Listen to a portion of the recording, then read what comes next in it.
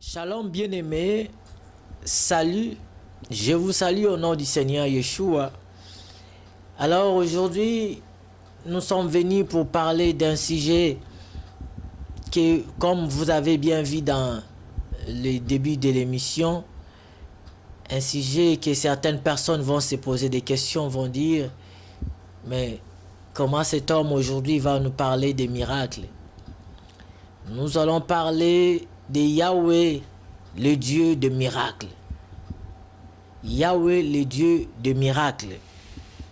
Vous savez, je considère que toutes les Écritures est inspirée par le Seigneur. Alors, comme disait le Seigneur, que aucune écriture ne sera anéantie. Alors, si aucune écriture ne sera anéantie, cela veut dire que toute écriture doit être expliquée, doit être enseignée, doivent être prêchées, tous les sujets. Mais remarquez que ces sujets-là que nous allons évoquer doivent être conformes à la parole. C'est là où il doit y avoir la différence. Ces sujets des miracles, nous allons l'expliquer selon les Écritures, le présenter selon les Écritures. Parce que il s'agit de l'agneau qui doivent être mangés à l'entièreté. Alors, quand on dit à l'entièreté, c'est dans la totalité. Et remarquez, le message du Seigneur était toujours accompagné de ces deux choses. Il avait la bonne nouvelle qu'il présentait, et de deux, il y avait les miracles, en d'autres termes, les œuvres. Alors, aujourd'hui, dans notre sujet, nous allons aborder ces thèmes. Pourquoi aborder ces thèmes aujourd'hui?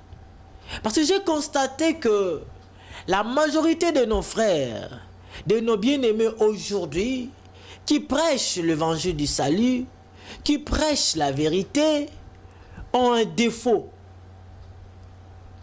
ont un problème sur ce point-là. Quel est ce défaut? Ça veut dire pour eux, quand ils voient quelqu'un en train de prier pour le malade, au nom du Seigneur Yahushua, les malades sont guéris, automatiquement, ça c'est des choses qui viennent du diable. Ceci, c'est un magicien. Non. Il ne faut pas toujours attribuer toute chose qui est grandiose au diable. Est-ce que vous comprenez? Non. Nous allons marcher avec vous aujourd'hui à la lumière des Écritures, voir quelle est la place des miracles dans la vie d'un ministre, d'un enfant de Dieu et dans la vie d'un prédicateur, dans la vie d'une prédication. Alors nous allons marcher avec vous pour comprendre ce que ton Seigneur, ce que votre Dieu, qui est mon Dieu aussi, nous a prévu dans les Écritures pour ce sujet, pour le miracle. Et le miracle, c'est toute chose qui sort de l'ordinaire. Il y a plusieurs sortes de miracles. Mais nous retenez ceci, que le miracle, c'est toute chose qui sort de l'ordinaire. Quelqu'un qui est déclaré malade, quelqu'un qui est déclaré paralytique, qui ne marchera jamais, parce que le médecin, en diagnostiquant, on trouvait que oui, cette personne, telle chose est défaillant, est détruite, il ne peut pas marcher. Alors un jour, on remarque que cette personne rencontre la parole du Seigneur et on prie pour lui au nom de Yeshua HaMashiach. Cette personne se lève et commence à marcher. Ça, c'est un miracle. Est-ce que vous comprenez? Quand un médecin qui connaît ces choses va les voir, dira « Waouh, c'est un miracle ». C'est-à-dire que ce n'est pas ordinaire. Alors remarquez, les miracles, c'est aussi quoi? Un homme, un bandit, un brigand qui tuait les gens, qui vivait dans de mauvaises choses. qu'il était rentré dans des prisons plusieurs fois et les prisons ne l'ont pas changé. Mais cet homme va rencontrer un jour la parole du Seigneur, va rencontrer l'évangile de Yeshua. Et l'évangile du Seigneur va transformer cet homme. Et cet homme va abandonner toutes ces mauvaises choses. Des choses que le monde n'a pas pu faire. Que les juges, avec leur jugement injuste, quoi que ce soit, ils n'ont pas réussi à redresser cet homme. Que les prisons n'ont pas réussi à le changer. Mais cet homme vient de rencontrer un simple monsieur qui lui a présenté Yehoshua HaMashiach. Ce monsieur l'a présenté l'évangile du salut. On voit cet homme se convertir, abandonner toutes ces mauvaises choses. Ça, c'est un miracle. C'est un miracle. Ça, vous voyez déjà. Donc, nous ne sommes pas là seulement pour dire aux gens, le miracle, c'est seulement guérir le malade, c'est seulement faire marcher le paralytique, c'est le miracle, c'est seulement des choses du point de vue matériel, physique. Non. Dans tous les deux sens, nous allons l'expliquer avec les Écritures, avec vous. Ce n'est pas nous qui avons commencé ces choses. Alors, comme j'ai l'habitude de dire aux gens, il ne faut pas avoir pitié du Seigneur. Il ne faut pas avoir pitié du Seigneur. N'ayez pas pitié de Dieu. C'est la malédiction. N'ayez pas pitié de lui. Est-ce que vous comprenez? Satan va te dire, ayez pitié du Seigneur. N'ayez pas pitié du Seigneur. C'est le Seigneur qui a pitié de nous. C'est lui qui doit avoir pitié de nous. Et non nous d'avoir pitié de lui. Les gens qui veulent prendre la part du Seigneur, du genre, non, cela ne plaise à Dieu, comme Pierre. Quand le Seigneur dit que je vais mourir, je vais faire ceci, cela, Pierre dit, non, non, non, non, non, ça ne plaise à Dieu, tu ne mourras pas. Seigneur, je serai avec toi. Ainsi de suite. Seigneur l'a dit, arrière de moi, Satan. Est-ce que vous comprenez? Vous qui cherchez à avoir pitié du Seigneur, non, je ne vais pas déranger le Seigneur. Vous qui cherchez à avoir part dans le sens que là où les Écritures dévoilent une bêtise, une erreur d'un homme quelconque, toi, tu veux prendre ça, embellir ça. Parce que Dieu qui l'a laissé exposer, il était fou, il ne savait pas. C'est ça ce qui détruit. Surtout les gens qui ont eu reçu la grâce de parler des choses dans l'angle des révélations aussi. Voilà pourquoi moi je dis, du point de vue doctrinal, tel patriarche a commis une erreur, c'est une erreur. Tel patriarche a commis une bêtise, c'est une bêtise. Du point de vue doctrinal, ces choses-là nous instruisent pour ne pas faire la même chose.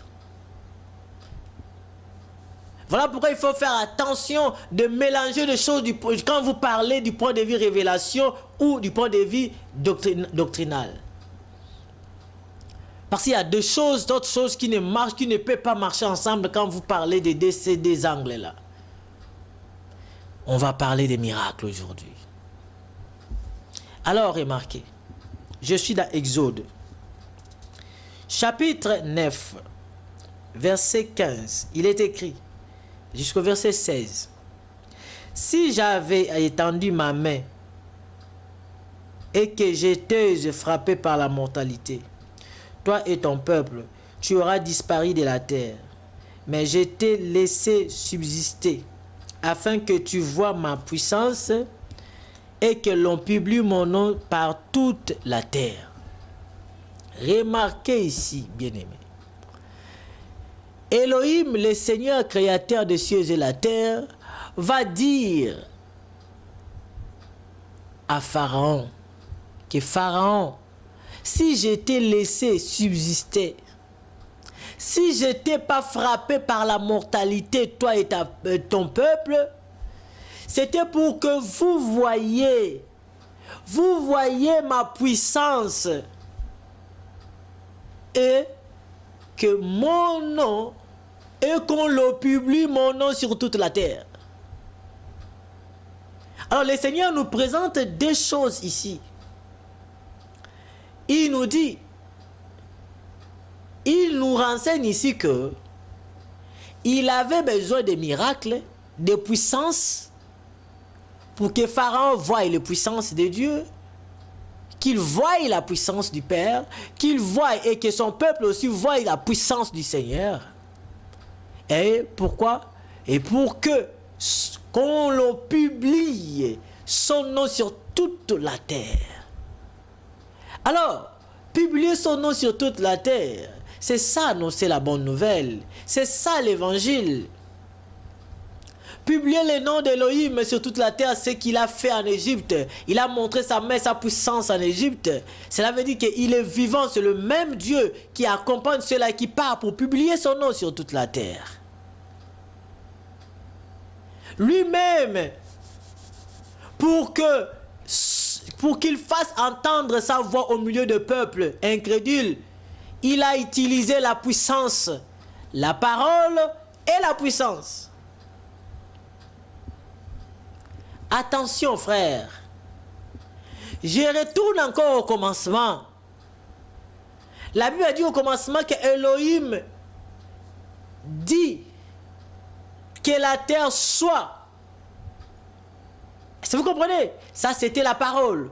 Il a parlé, il a dit que la terre soit et la terre fut. Le fait de voir la terre se manifester, c'est une démonstration, c'est une puissance, c'est un miracle. C'est si nous renseigner ce qui devait venir. Remarquez tous les ministres de Dieu qui sont venus, tous les prophètes qui sont venus, ils sont marchés avec ces deux choses. C'étaient des gens, ils n'étaient pas ordinaires. Quand je dis ordinaire, ça veut dire que c'était des gens qui avaient la parole du Seigneur et ils avaient le miracle du Seigneur avec eux. Est-ce que vous comprenez? Alors, le Seigneur a utilisé les miracles, des choses extraordinaires, des prodiges, pour faire entendre sa voix. Et pourtant, lui, il est Dieu. Il n'a pas besoin de ça en réalité. Mais pourquoi il nous renseigne sur ces choses? Pourquoi il nous parle de ça? C'est juste pour nous enseigner que nous en avons besoin de ça. Il y a des endroits où tu parles à quelqu'un, il ne t'écoute pas. Mais quand il tombe malade, tu viens, tu pries pour lui au nom du Seigneur, la personne est guérie. Cette personne commence maintenant à comprendre ce que tu disais. Est-ce que vous comprenez? Alors remarquez une chose. Nous prêchons un Dieu qui est vivant. Nous prêchons l'évangile du salut. Nous ne prêchons pas des hérésies, mais nous prêchons la vérité. Alors cette vérité que nous présentons au peuple doit être accompagnée avec le signe que le Seigneur l'a dit que ça devait nous accompagner. Lisez les évangiles, lisez les épîtres, ça veut dire les lettres des apôtres écrites. Vous comprendrez que le Seigneur a travaillé avec ces gens. Le Seigneur a travaillé avec les gens de notre ère aussi qui invoquent le nom du Seigneur. Mais pourquoi aujourd'hui c'est devenu une chose rare? Pourquoi aujourd'hui il y a des miracles fabriqués? Pourquoi? Pourquoi aujourd'hui il y a des mensonges qui tournent tout autour des miracles, des faux miracles? On trouve dans les assemblées des saints des gens qui sont accablés par les diables.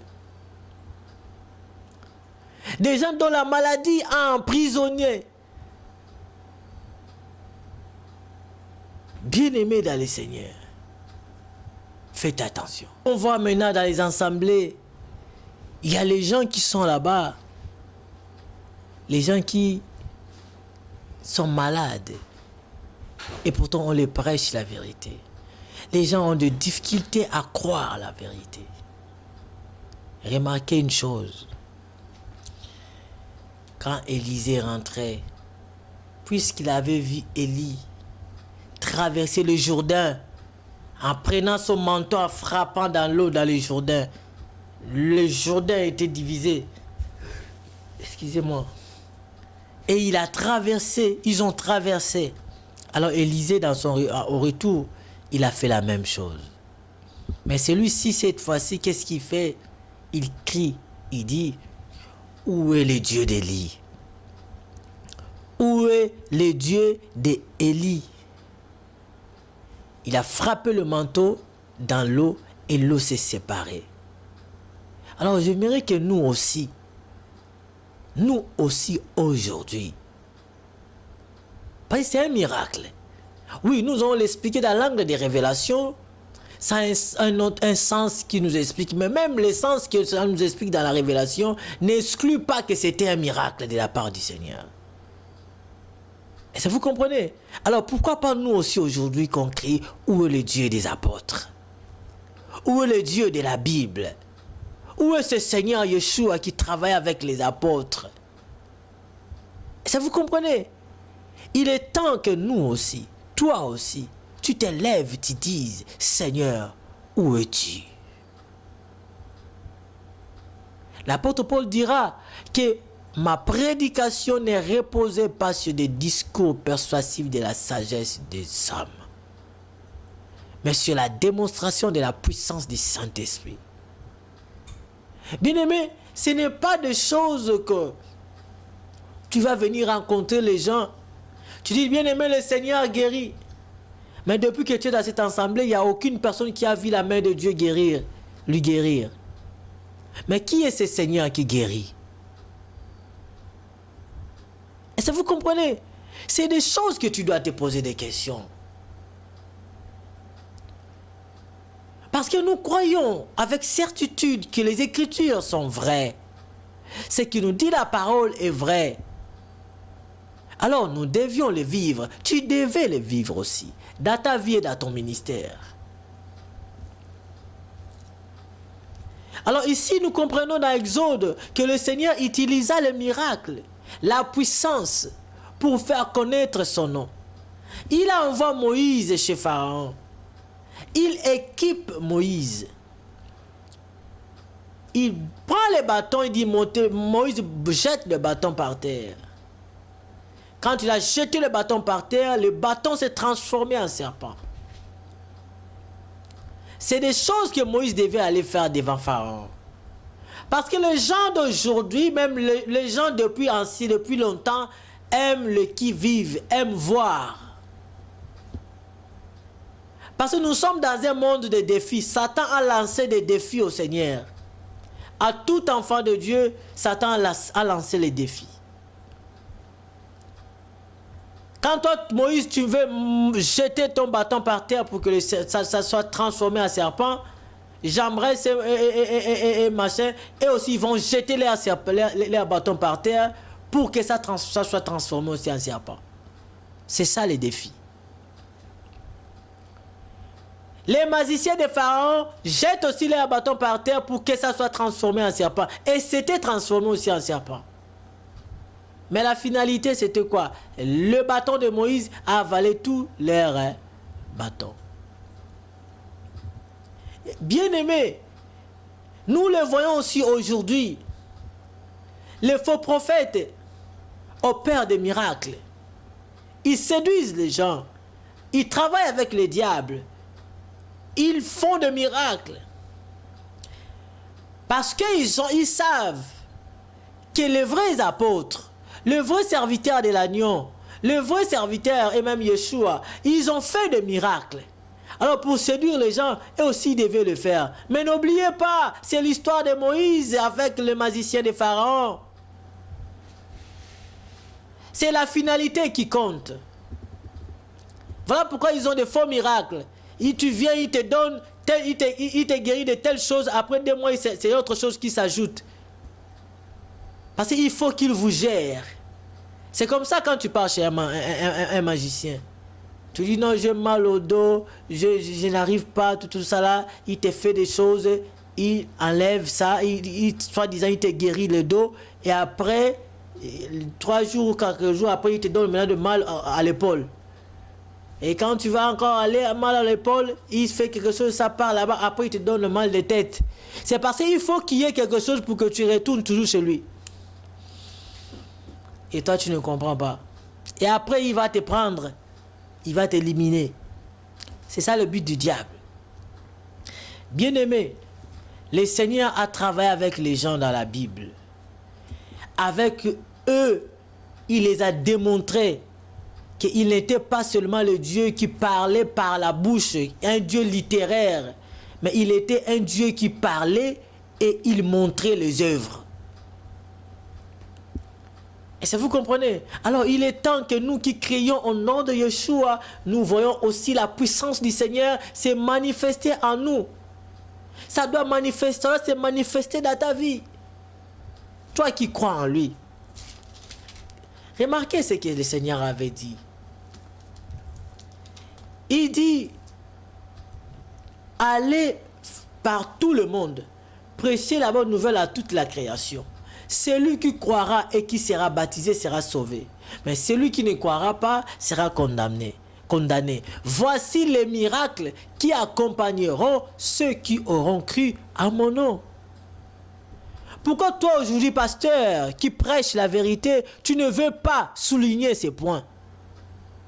Ce n'est pas parce que tu n'as pas expérimenté ça dans ta vie que cela n'existe pas. Non, ça existe, bien-aimé. Il dit d'aller prêcher la bonne nouvelle. Premièrement, oui. Prêcher la bonne nouvelle à toute la création, oui. Le baptiser, oui. Présenter la parole. En vérité, présenter la parole. Comme nous faisons. Alors ça ne se limite pas par là. Alors il dit, la parole que nous avons présentée, la bonne nouvelle que nous avons présentée, sera accompagnée avec des miracles pour ceux-là qui vont croire. Alors moi d'abord qui crois en ça, qui vient présenter cette parole, alors je suis aussi quelqu'un qui porte en moi et la parole et les œuvres, et la parole et les miracles. Il a dit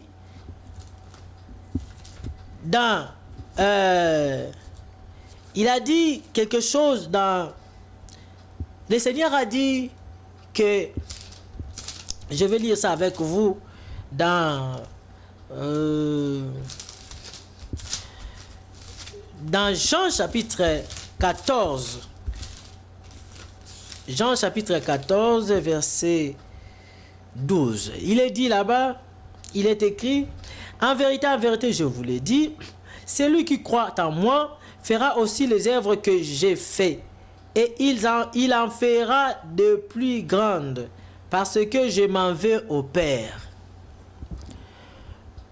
Vous avez cette écriture, beaucoup de nos amis, de nos bien-aimés, disent que quand le Seigneur parle ici, il dit, celui qui croit en moi, celui qui croit en moi, fera les œuvres que j'ai faites, et il en fera encore plus grande que ça. Il fera encore plus grande.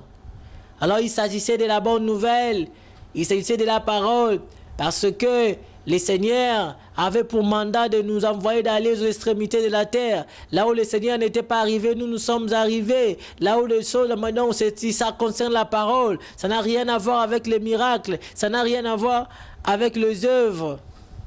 Avec le miracle. Frère,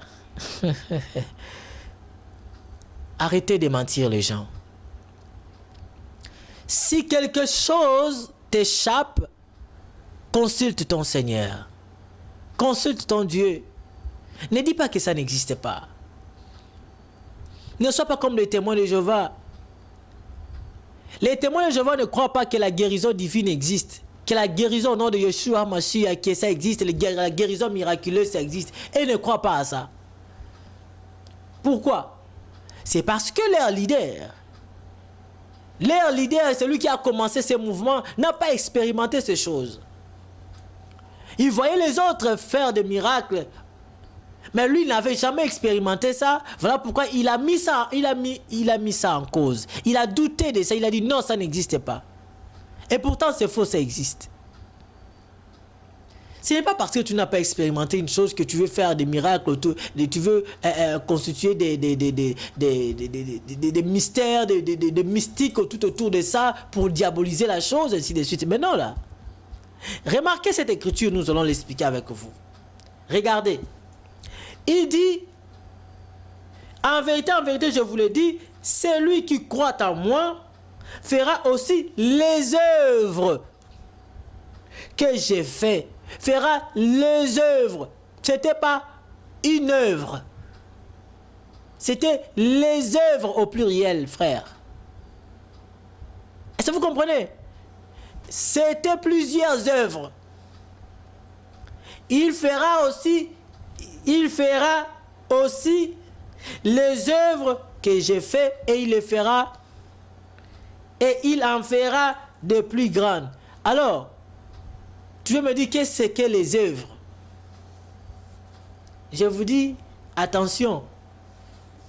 Le Seigneur nous a fait grâce de parler, que ce soit du point de vue doctrinal ou révélation. Donc, il ne faut pas venir mentir les gens. J'ai dit les œuvres au pluriel. Si vous les lisez dans les traditions originaux, dans les textes originaux, vous verrez aussi que c'était au pluriel. Alors, ça a un sens. Alors, qui explique ça? Lui-même, le Seigneur va expliquer les œuvres là. Je suis dans Matthieu. Tu me diras, les œuvres là, c'est quoi? Les œuvres là, c'est quoi? C'est deux choses en même temps. C'est comme je disais tantôt. C'est la bonne nouvelle, c'est la parole. Et c'est les prodiges, les miracles.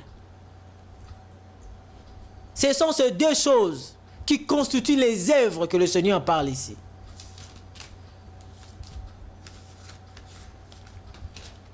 Ce sont ces deux choses. Alors nous allons prendre avec vous Matthieu chapitre 11, verset 2. 2 jusqu'au verset 5. Que disent les Écritures? Je lis la parole du Seigneur. Jean, ayant entendu parler dans sa prison des œuvres du Machia. Jean était en prison à l'époque là. Quand il a entendu parler des œuvres, au pluriel, hein, suivez bien la lecture. Quand il a entendu parler, ayant entendu parler dans sa prison des œuvres du Machia, lui fit dire par ses disciples, es-tu celui qui doit venir ou devons-nous en entendre un autre? Yehoshua leur répondit. Donc, Jean a envoyé les gens chez le Seigneur pour que le Seigneur Yeshua puisse lui répondre. En fait, quand Jean a envoyé les gens, il a envoyé ses disciples auprès du Seigneur. Il les a fait dire ceci. Allez lui dire, est-ce que c'est lui qui devait venir ou bien on entend une autre personne ou un autre? Mais écoutez la réponse du Seigneur. Ce qui a amené d'abord Jean à poser cette question et à envoyer les gens d'aller vers le Seigneur pour poser la question, c'était à cause de quoi? À cause des œuvres du Seigneur, au pluriel. À cause de ses œuvres. Alors ici, le Seigneur va répondre en disant ceci au verset 4. Yeshua leur répondit, allez rapporter à Jean ce que vous entendez et ce que vous voyez. Ce que vous entendez et ce que vous voyez. Les œuvres.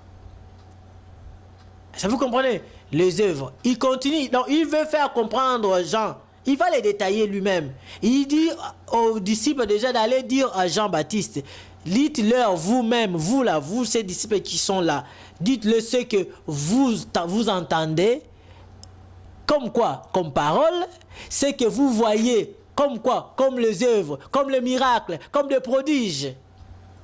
Allez dire ça à Jean. Il continue. Il met 2 points. C'est pas moi, c'est les Français. Pour nous faire comprendre l'histoire.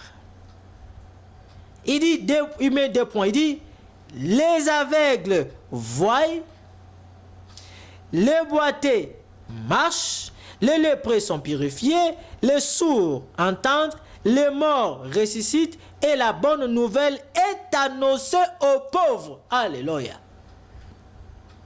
Vous comprenez ce qu'il disait en haut? Allez dire à gens ce que vous entendez et ce que vous voyez. Alors, ils entendent la bonne nouvelle est annoncée aux pauvres. La bonne nouvelle est prêchée et ils voient le miracle. Ils voient les boiteux marcher. Est-ce que vous comprenez? Ils voient les aveugles voient. Les lépreux sont purifiés. Tu me diras que ces choses étaient spirituelles? Mais si c'est comme ça, donc on ferme la Bible.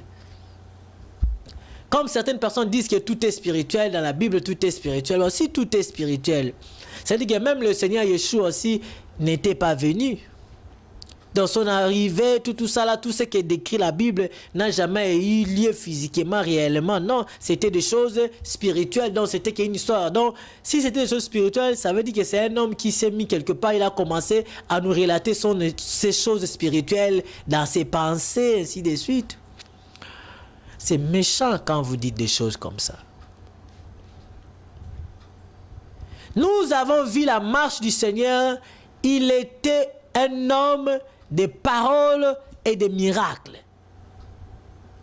Alors quand les apôtres sont venus, les apôtres aussi ont marché dans la même ligne, dans la même droiture. Ils ont utilisé les paroles dans l'évangile, le message de l'agneau, le message du Seigneur et les miracles.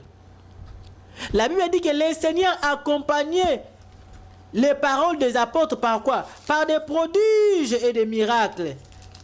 Pourquoi? Parce qu'il fallait ça. Ça vous comprenez? Il fallait ces choses. Parce que tu ne peux pas dire que tu ne peux pas prêcher, présenter les gens un Dieu qui guérit pendant que dans l'assemblée, il y a beaucoup de malades qui n'ont jamais reçu la guérison. Alors, il faut que tu te poses des questions là. Est-ce que vous avez compris d'abord que quand les seigneurs parlent des œuvres qu'ils ont, ils feront des œuvres que j'ai fait et ils en feront aussi plus grandes?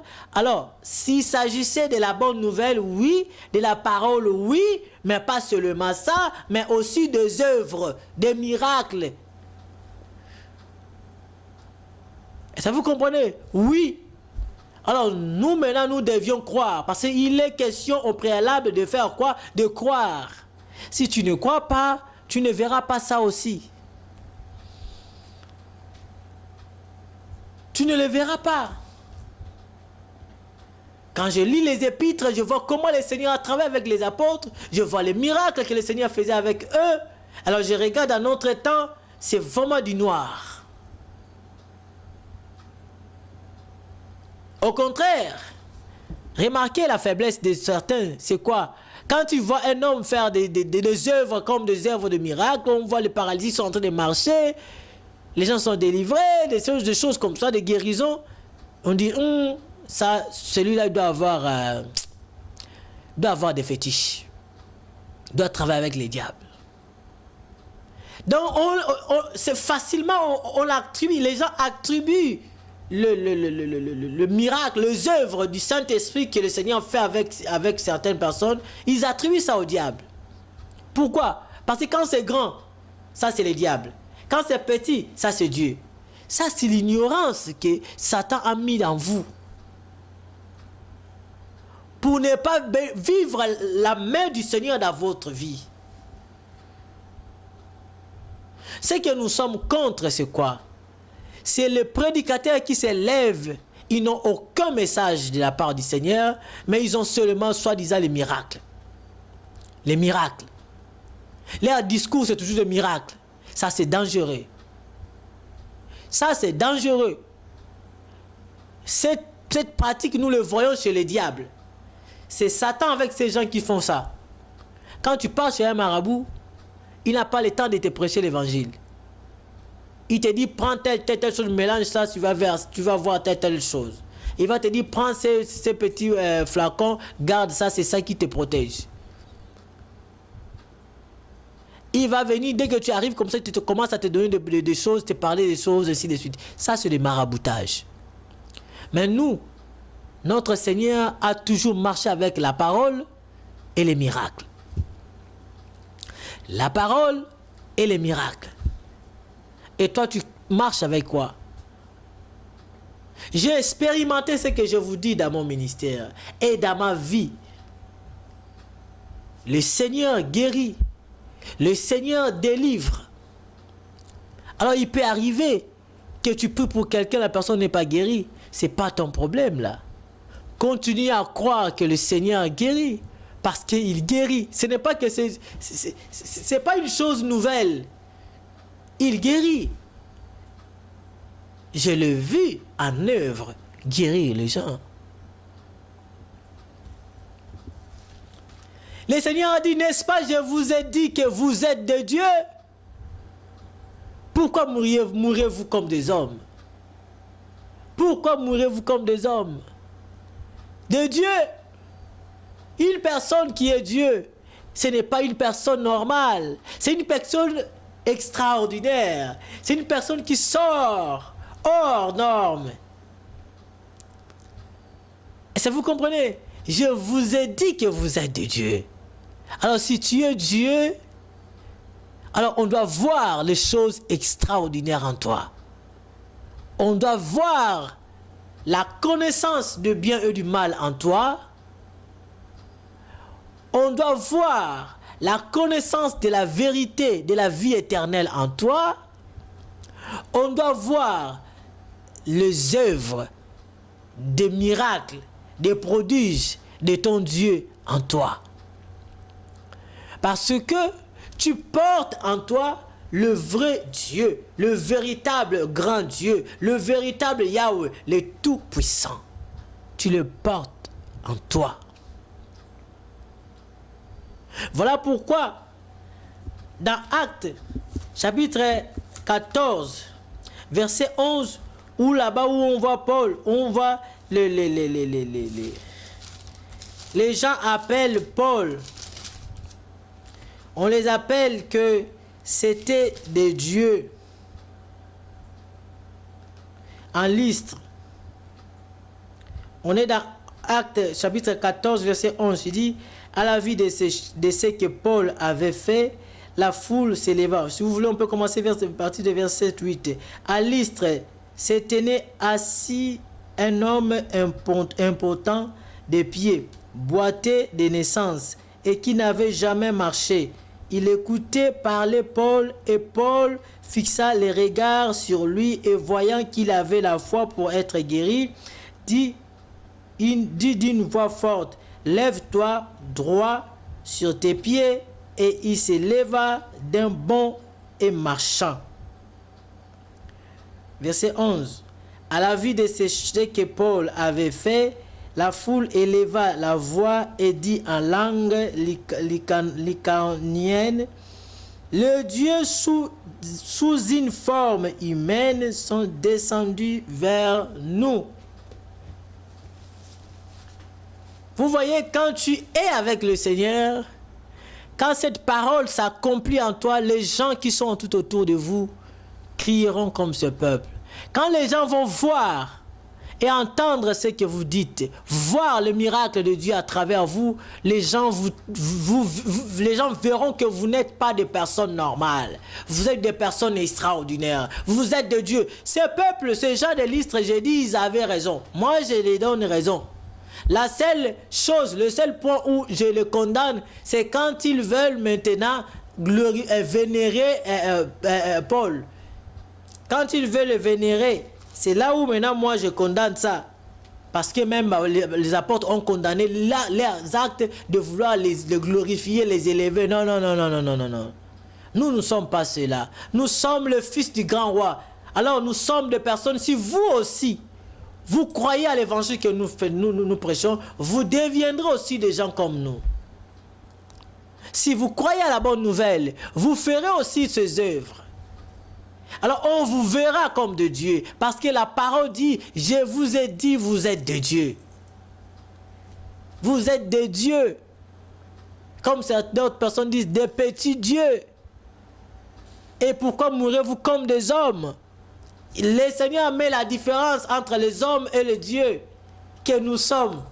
Parce que nous avions reçu le message, la parole de la vérité en nous. Cette parole transforme notre être et nous donne la force d'être ce que nous sommes. Et le Seigneur va dire encore quelque part, je crois dans Jean 10, là-bas où il parle, il dit, si ceux-là qui entendaient la parole du Seigneur, on les a appelés des dieux. Et puis à combien plus forte raison celui que Dieu, le Père, a sanctifié et il a envoyé. Vous dites qu'il est démon, il est ceci, il est cela, parce que je vous ai dit que je suis le Fils de Dieu. Jean chapitre 10, versets 34 à 36. Alors, celui qui écoute la parole de Dieu, qui croit en ça, qui reçoit cet évangile, c'est un Dieu. Alors, il faut prier, il faut vous révolter, il faut vous élever, vous lever, et il faut servir le Seigneur en espérant vivre aussi ces choses dans vos vies. Si quelqu'un est malade, prie pour lui, au nom de Yeshua, la personne sera guérie. Que personne ne vous trompe. Le Seigneur guérit. Amen. Le Seigneur guérit. Il guérit toutes sortes de maladies. Alors, non seulement il guérit, il fait des miracles. S'il y a quelque chose qui te dépasse, s'il y a quelque chose que tu n'arrives pas à trouver de solution pour ça, ton Seigneur, que tu as cru, est capable de t'apporter la solution. Ne suivez pas de faux prophètes. Ils viennent avec des miracles pour vous séduire, mais leur message, leur destination, c'est l'enfer. Alors attention, remarquez, si quelqu'un n'a pas le message du salut, il vient seulement avec le miracle, il faut faire attention. Car le message, le miracle n'est pas un message. La bonne nouvelle, le message du salut, pour l'éternité. Alors, je voulais partager ces points avec vous. Et donc, je vous demande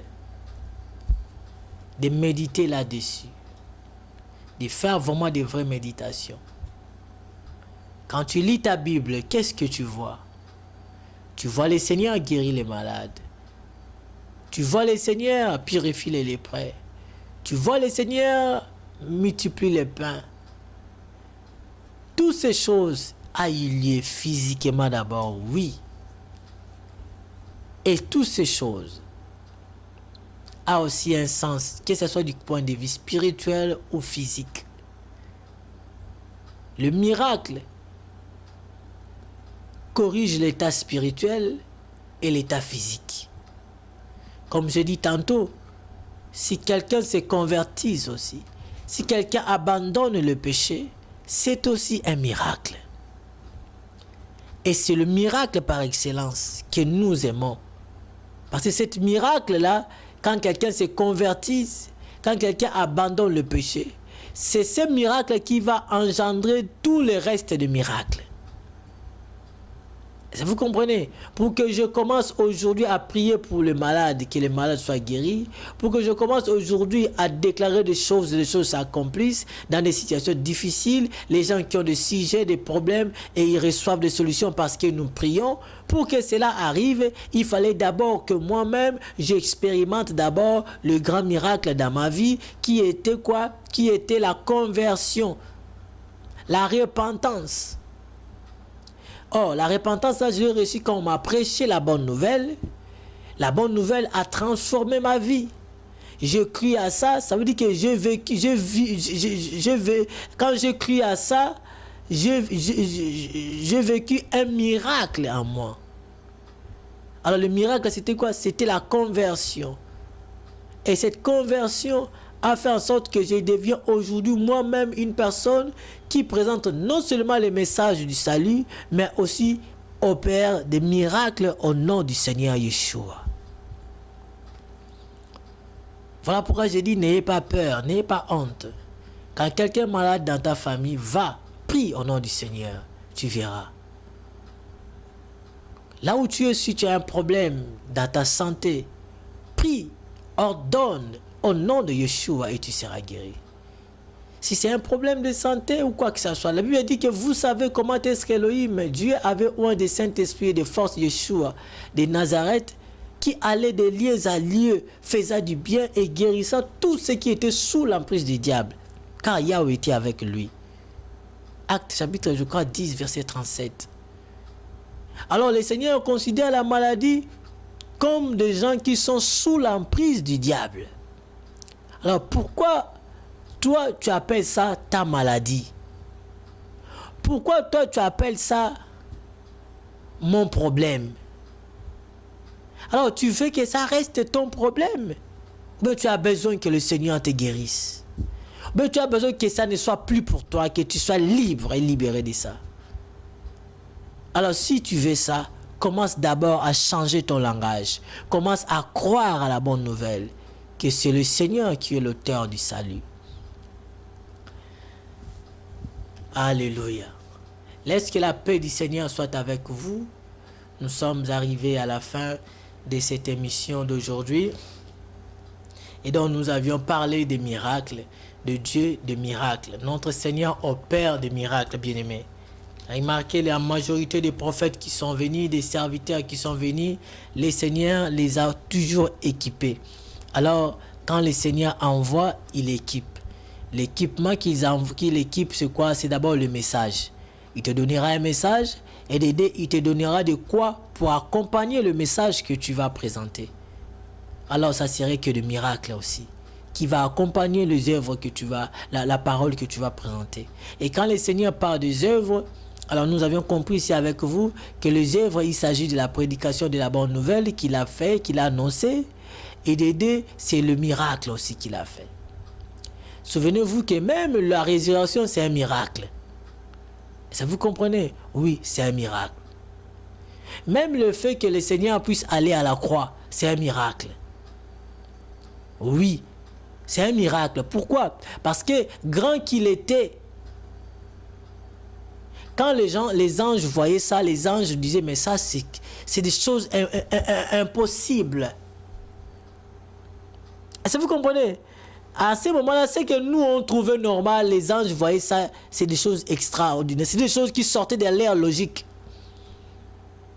Comment le Seigneur accepte d'aller jusqu'à ce point? Donc, c'était un miracle. C'était un miracle, une chose extraordinaire, qui sortait de l'ordinaire. Le fait même de prendre un innocent, de le condamner à ce point-là et de libérer un criminel, ça sort de l'extraordinaire, ça sort de l'ordinaire. Ça vous comprenez? Tout ça, ça fait partie des miracles.